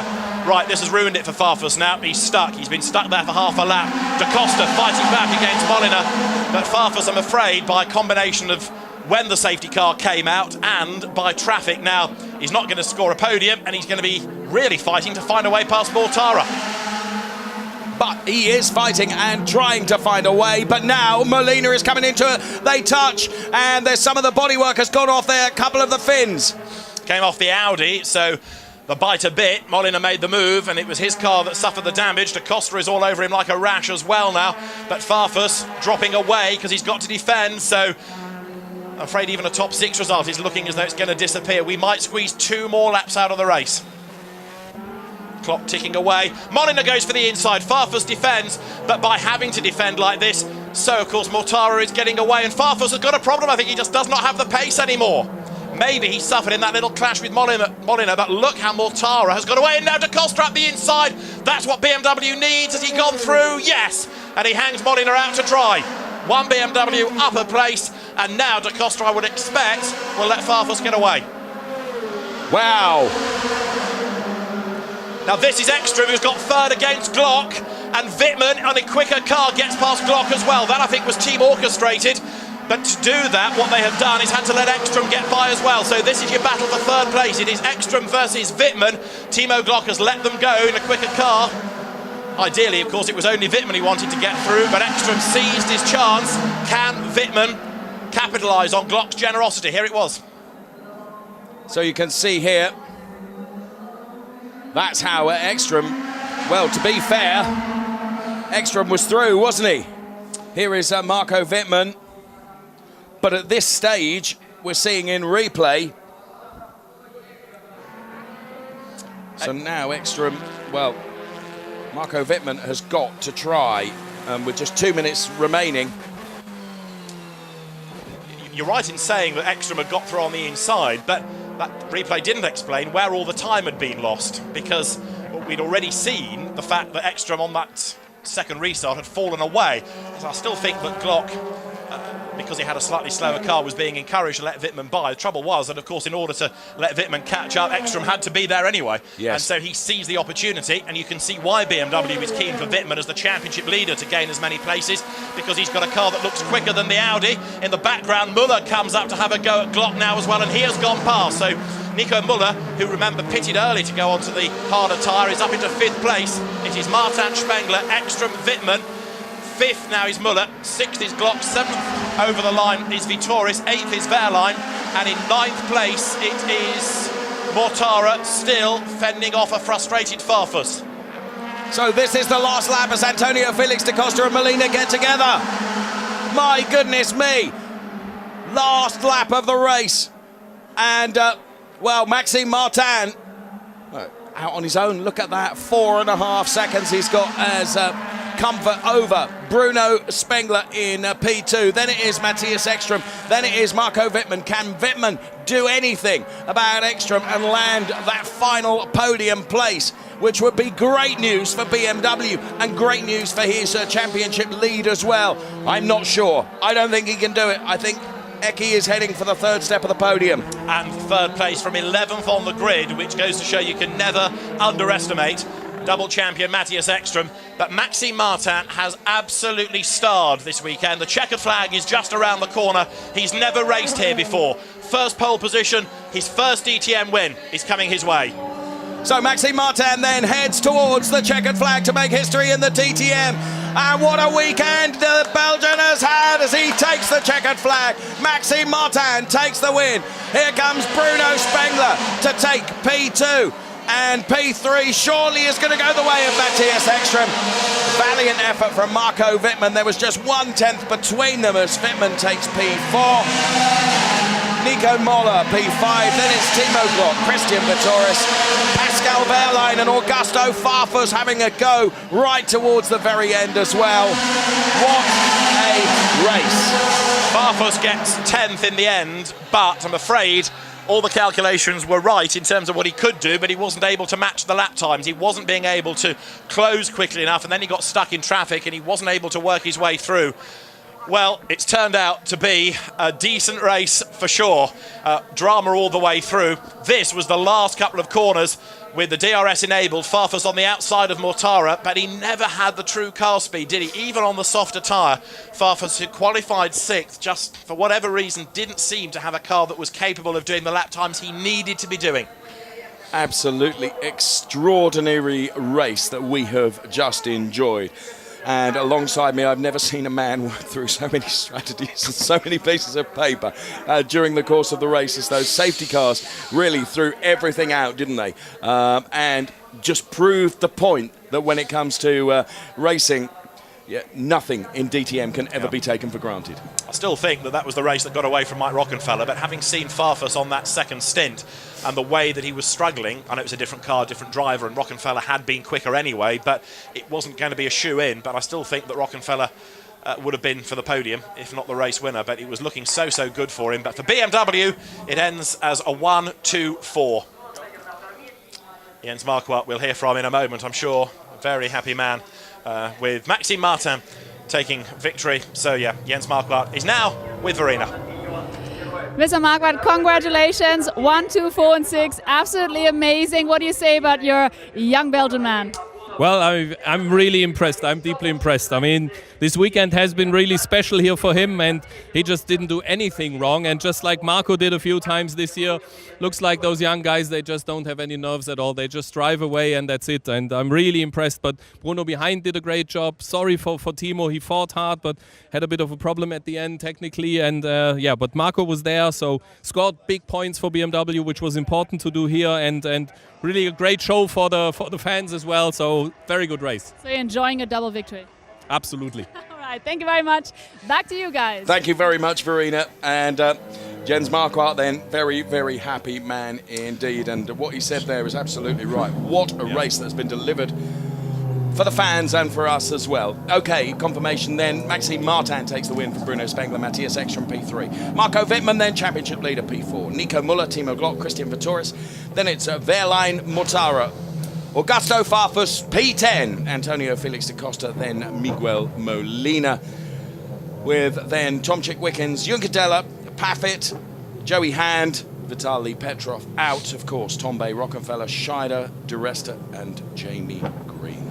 So Maxime Martin is the first ever Belgian to win a race in the DTM. He was the second Belgian to have a pole position after Eric van der Poel. Eric van der Poel is a DTM champion, but never won a race, believe it or not, when he was racing a BMW M3. There's a BMW connection, of course. And Maxime Martin, who for so long has been one of the real stars of international GT racing, given his opportunity to come to the DTM this year, and at the halfway point of the season is a winner. And he may have had a race or two to get used to this type of car, but now he has delivered. Bravo les Belges, because Maxime Martin it is who scores victory. He's never raced here before either, but you wouldn't think it, would you? He has performed like a DTM and indeed Moscow Raceway veteran. And he is enjoying that victory and entitled to do so as well.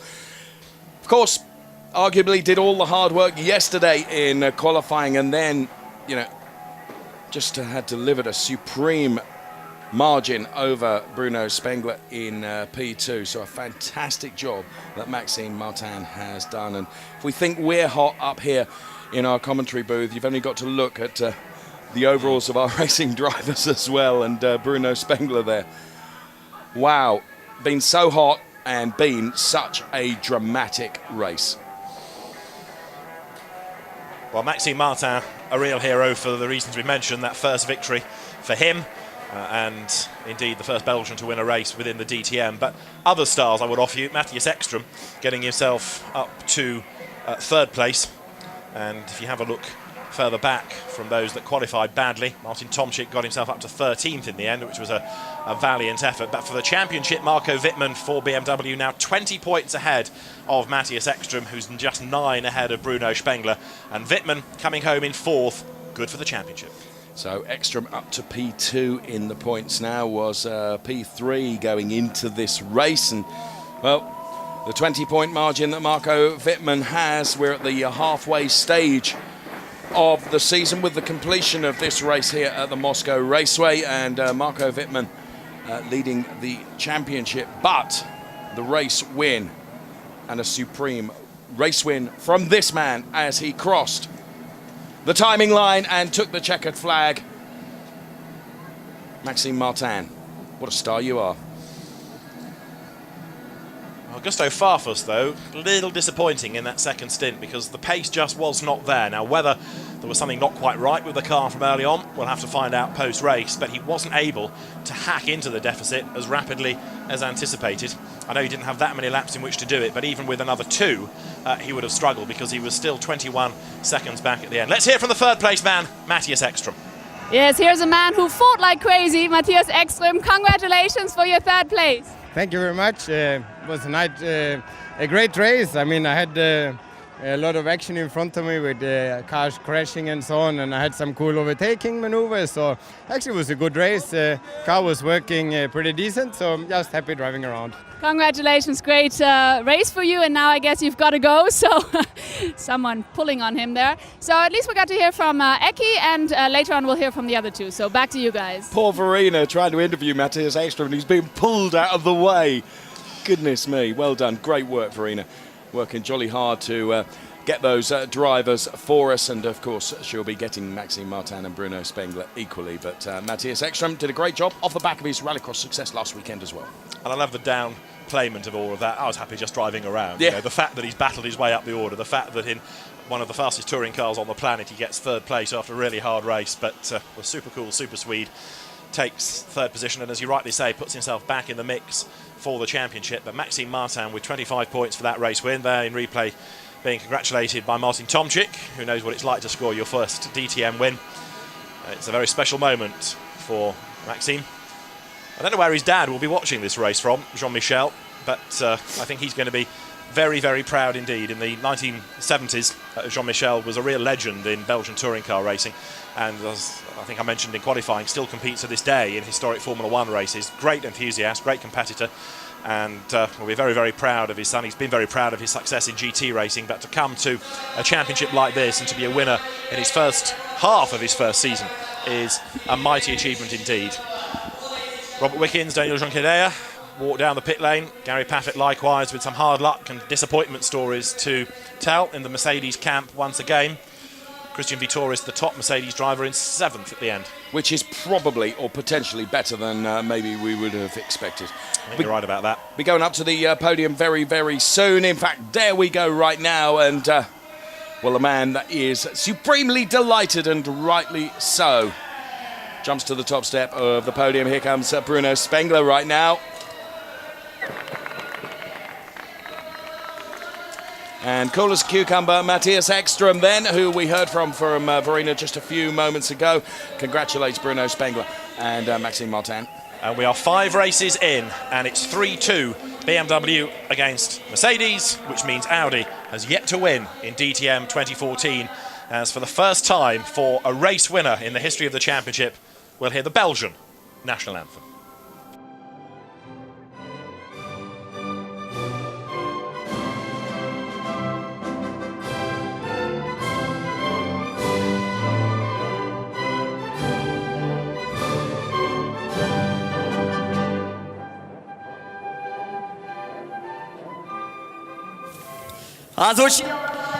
For the first time in the championship's history, a Belgian driver wins a race.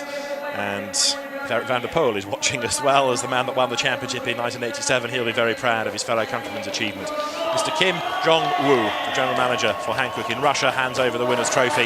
Jens Marquardt leads the applause from ground level. And as the BMW team can celebrate victory as well, it has been a great drive offered up by Maxime Martin, and it's the RMG team, of course, in the BMW ranks that takes the win. Bruno Spengler takes second, and Matthias Ekström points once again for third. That will be a good result in itself, but still I suspect there'll be some discussions internally at Audi as to why we're scoring points but not race wins. Yes, I think you're probably right. So, both Ekström and Spengler certainly beating Martin to the race to get the Henkel-Trocken Open, that's for sure. And, well, that is a moment that he will remember for a jolly long time. First top step in DTM. And if over the course of the first half of the season you've been wondering why I've been making such a fuss about Maxime Martin, that's sort of your answer, really, because he's now proved that he can deliver in his rookie season. He comes home as a race winner, and a dominant race winner. Never troubled, was he, whether it was safety cars or pit stops. No. He played them all perfectly.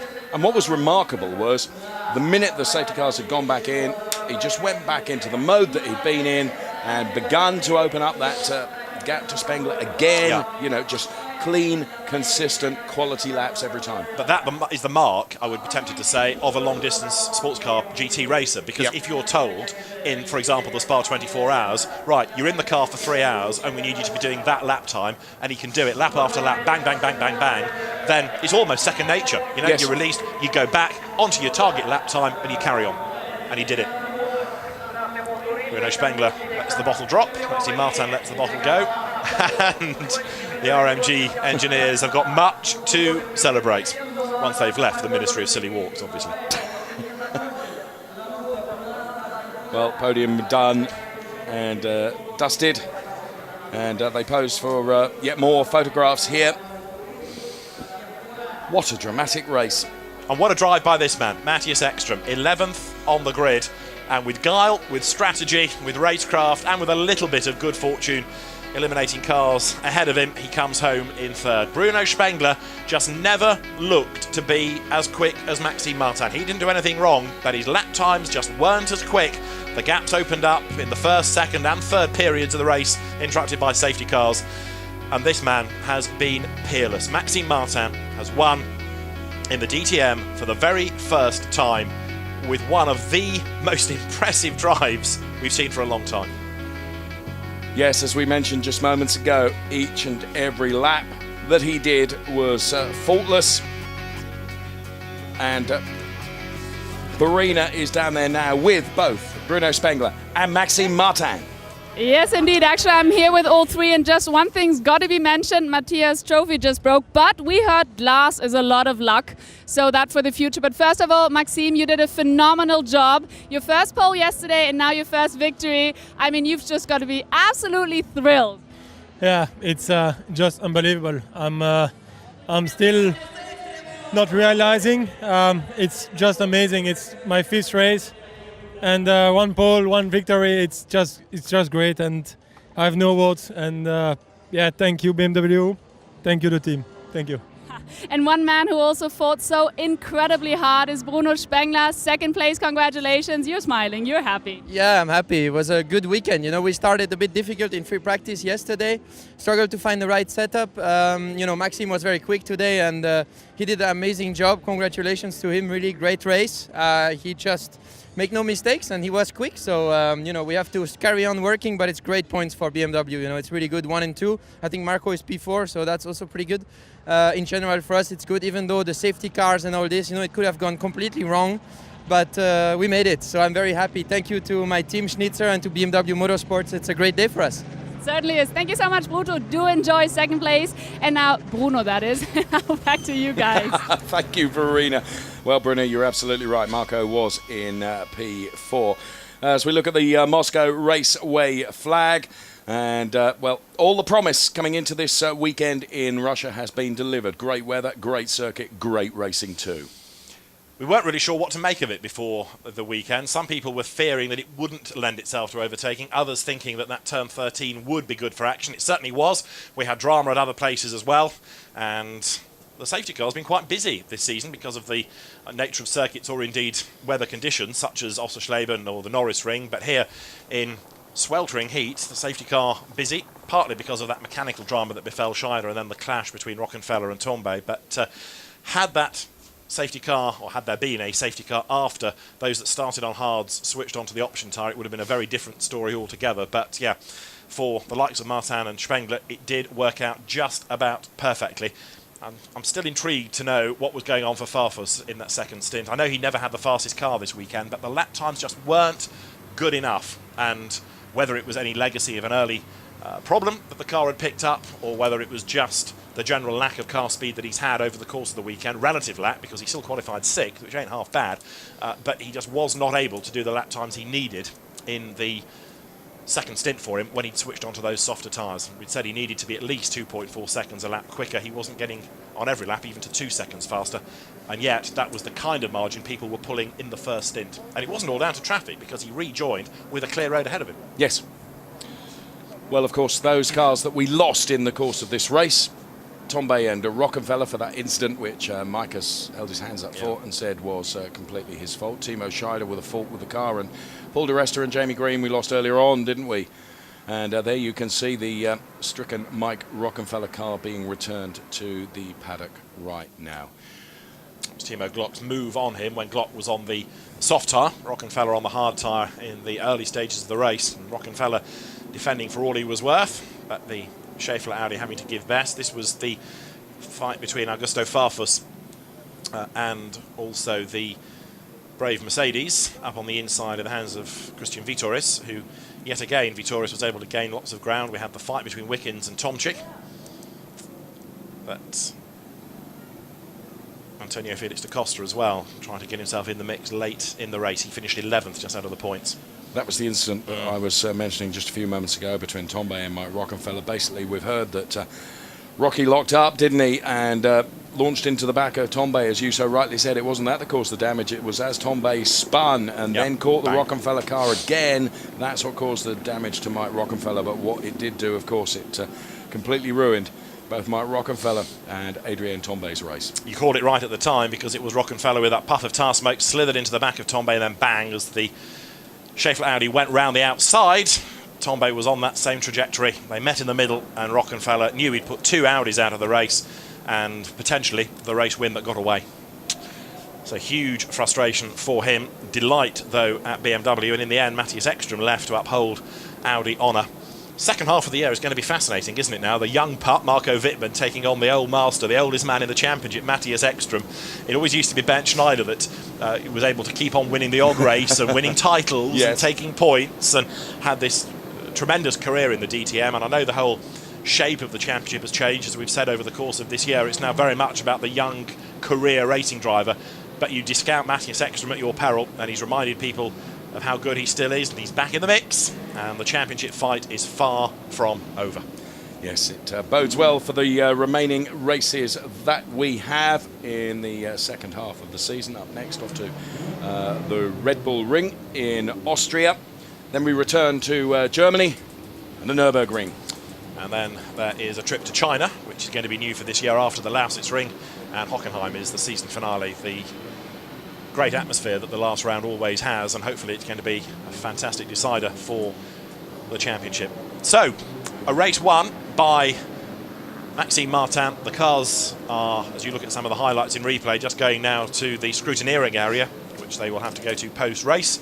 And once everything has been approved from there, then the cars will be released back to the teams. The drivers will go to the press conference, but I think I'm right in saying that Max is still on the podium at the moment, being interviewed by television crews. The BMW PR department are hovering, ready to whisk him to the press conference, and as soon as he has been whisked, then we will be able to go to René de Boer in the press conference and hear from the winning drivers, and indeed hear from the best place of the Mercedes drivers as well, because it's two BMWs and an Audi in the top three. Maxime Martin, I think, is now on his way to the presser, and then you'll have also Christian Vitoris there as well as the best place of the Mercedes drivers. But we had some great racing. Nice little touch this weekend. We didn't really mention it during the race, but all the cars having the short code of the driver's name, and then in the Cyrillic alphabet as well, the driver's name underneath, a nod to their hosts here. Yes. And DTM.com is the website where you can check out all the information about this fantastic season we're having in DTM, as we see Tomczyk out there with various bits being thrown off his car. Robert Wickens then with a bold and ambitious and fairly charged move that we see in replay. DTM.com, the website. Press conference on its way. And whilst you were mentioning the nice touch for our hosts here in Moscow, must say that this raceway has delivered not only some dramatic race action and qualifying, but some fantastic weather as well, a big crowd, and fairness, this raceway, this circuit, you know, we didn't know quite what to expect, did we? But, you know, I like this 3.9 kilometre version. I think it's good, and I think the drivers like it, and it's got a good mix. People tend to dismiss Tilke circuits because they're not like good old-fashioned tracks like Spa, for example. But Hermann Tilke is always given a set of dimensions in which he has to build a facility, and he does a good job. And here, there are some very challenging corners, a good mix of the type of corner found at other circuits, all put together, long straights for overtaking, tight bits, twiddly bits, lots of elevation changes as well. And I think he gets a bad press, actually, and this is a good venue, and it's given us some very good racing, and it's given us a drama-filled fifth round of the championship. And the halfway point of the season completed, the teams have a chance now to perhaps just catch their breath and have a think on how the first half of the season has developed as we head to the press conference. Joined by the best placed Mercedes-Benz driver who came seventh in today's race, Christian Vitoris.